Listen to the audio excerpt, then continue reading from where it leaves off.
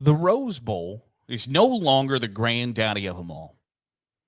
And I think that's abundantly clear because the Rose Bowl has decided that it would rather keep its New Year's Day 5 p.m. Eastern start time rather and be a quarterfinal game every year in the college football playoff than sometimes be a semifinal game. And I think that if you are going to attempt to keep your parade as important as your college football bowl game that has decades and decades and decades of history and is viewed widely as the pinnacle of this sport until 2000, I think you are prioritizing your parade. And if you're prioritizing a parade rather than a football game, you don't get to have the granddaddy of them all title any longer. The Rose Bowl has said, we want to keep our date and time through the BCS, through the early days of the college football playoff, and through the 12-team college football playoff. And going back as far as the early days of the college football play, or the early days of the BCS, and when the +1 got added, where it was the games, and then the national championship game. I think you could argue that you're okay with that. Like, all right, fine. You let the Rose Bowl believe that it's super important for a really long time.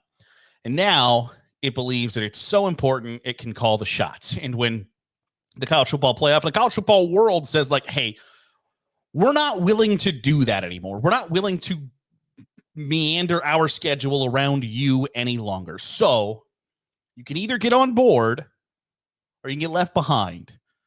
The Rose Bowl has decided to get left behind. And it has to deal with that. And I don't think it recognizes the consequences of its own actions. I had this argument with a former coworker today that they argued that the Rose Bowl is not prioritizing the Rose Parade. They're keeping them equal. And I can't sit here and pretend as if the Rose Parade isn't a big deal. Because it is. There are hundreds of thousands of people who go to the Rose Parade every year. And it's broadcast live on TV. I'm not here to diminish the Rose Parade. Is it the second most famous parade in America? Yeah. And that is, to some people, a big deal. Sidebar, I don't understand why parades are still a big deal in 2024. Like, I have a phone. I got a PlayStation 5. The idea, like, we're going to leave the house to be advertised to outside is crazy to me. But that's just me being a cynical piece of garbage. If you are changing your college football game and lessening its relevance in the sport to keep your parade the same day, same time, and same importance as the parade, you are prioritizing your parade. And to argue otherwise, I think, is disingenuous. You are saying that the parade is more important than the game. And if you think that, that's fine. I have no issue if you believe the Rose Bowl committee, the Rose Parade committee, believes the parade is more important than the game. I have no issue with that. But you don't get to call yourself the granddaddy of them all when you're not even the granddaddy of your event.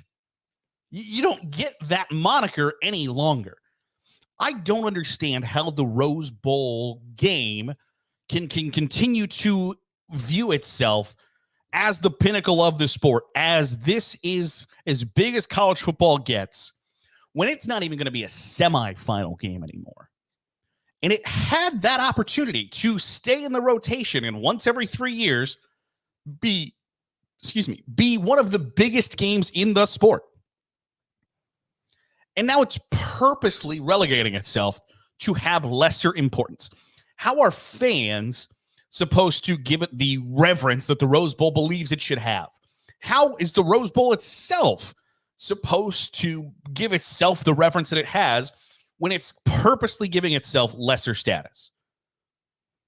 It doesn't make any sense in the grand scheme of things other than we're prioritizing our parade, which, again, fine.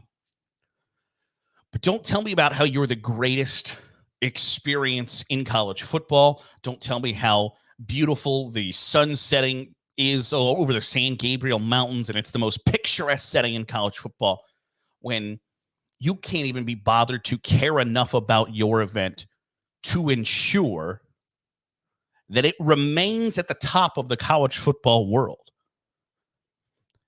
The Rose Bowl has continually wanted to stand in the way of progress in the sport. And make no mistake about it, the expanded college football playoff is progress for the sport.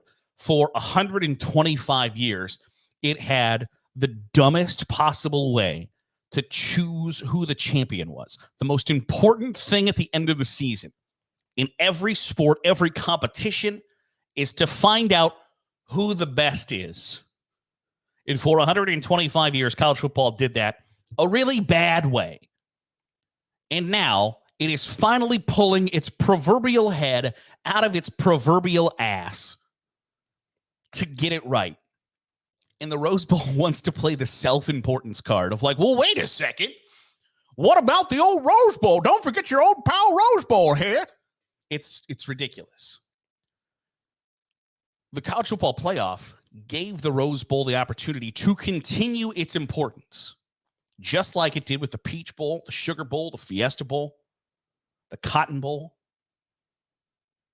They all had those same opportunities. You all got the same thing. Like, hey, we're going to give you the chance, because the college football playoff had to balance the tradition and pageantry of the olden days, because people do care about that. Now, I'm on tradition is peer pressure from dead people.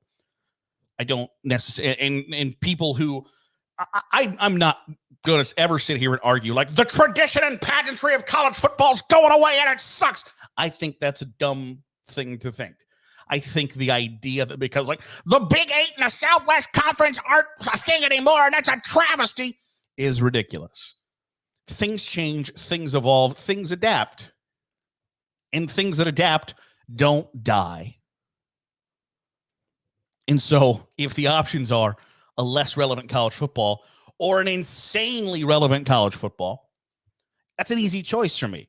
But adapt or die is a big thing in every other avenue of business, sports, media, whatever the case may be.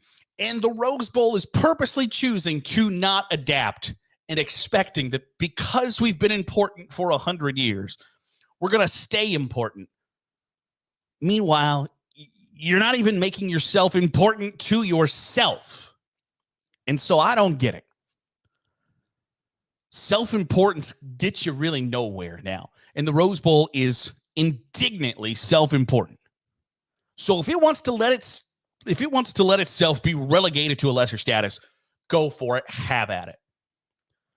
But don't come crying back in a few years once you realize that you're not nearly as important as you once were. Because to even still some semblance of the college football player landscape, playing in a Rose Bowl is cool, important, etc. Now, it's a step above a first-round game. It's just like if Texas Tech hosts someday a first-round game, or Purdue, or Mississippi State, or name a B or C tier Power 4 conference team that goes on a good run one year and has a home playoff game. The Rose Bowl is now becoming one step above a home game at Mississippi State or Purdue, Rutgers, Texas Tech, Boston College. Congratulations. You got what you wanted. Your self-important date and time. And what did you lose? The stuff that made you important to begin with. The Rose Bowl was important for 85 years, and we still view it as important because it once was important. And now it's purposely diminishing that. And I think it's a head scratcher. I think it's not seeing the whole picture, not seeing the forest through the trees. We'll watch it decline. We'll watch it in real time go from the Rose Bowl to the Rose Bowl. Best of luck. That'll do it for today's episode of the Daily Huddle. Appreciate you making us a part of your day, however it is, wherever it is you're doing so. If you're watching on YouTube, hit the subscribe button. Make sure you're getting all the great college football content we're pumping out. If you're listening on the podcast feed, drop a 5-star review. It goes a long way in helping out the channel. I'll see you tomorrow for another episode of the Daily Huddle.